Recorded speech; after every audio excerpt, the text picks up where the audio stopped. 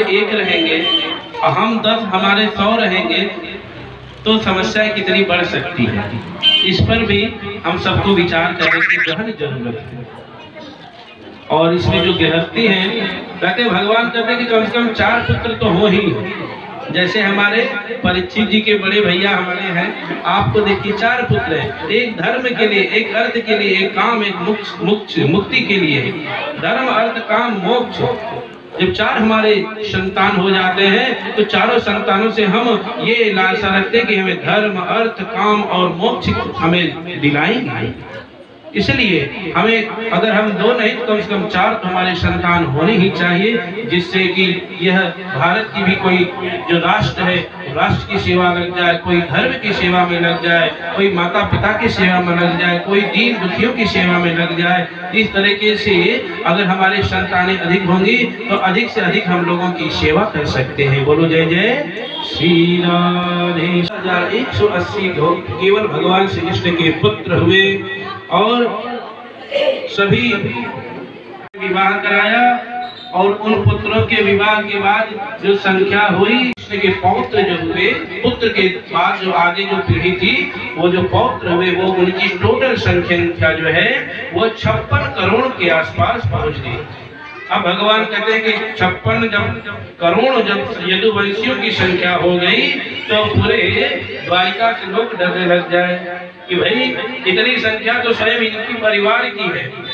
ऐसे ही आपके भी घर समाज में अगर आपका कुल बड़ा है, आपका परिवार बड़ा है और आपके घर में जन भी है और माता लक्ष्मी की कृपा से धन भी है, तो जय पूरा पूरा बनारस ही हिलने लगेगा। बोलो जय जय श्री राम। के पुत्र हैं, जो पौत्र हैं, उनके सामने किसी भी राजाओं की हिम्मत नहीं हुई कि उनसे जाकर के दोनों हाथ करें, सामना कर सके या युद्ध की चुनौती दे।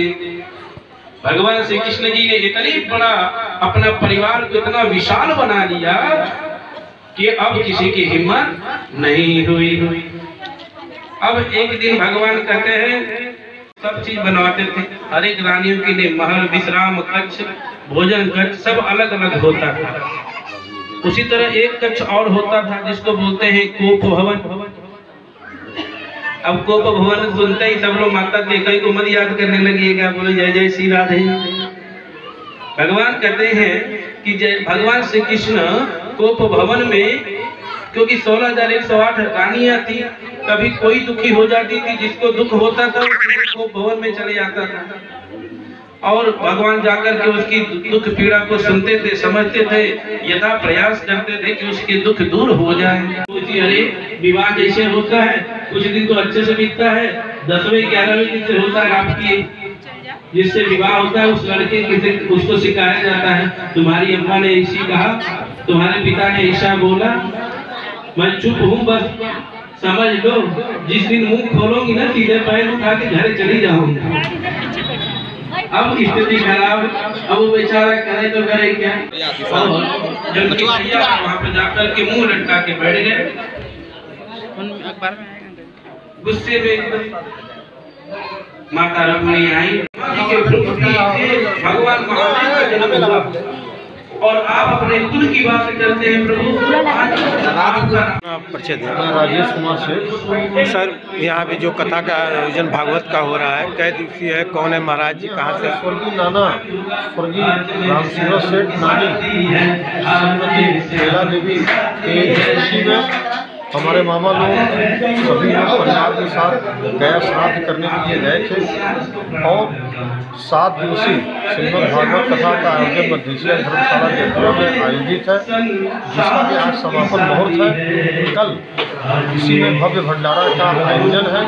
हम इस कथा के माध्यम से आम जनमानस को यह संदेश देना चाहते हैं कि वह हिंदू सनातन धर्म की रक्षा के लिए सदैव तत्पर रहें। यह देश हिंदू राष्ट्र की ओर अग्रसर बढ़ रहा है, उसमें हमारा एक प्रयास मील का पत्थर साबित है।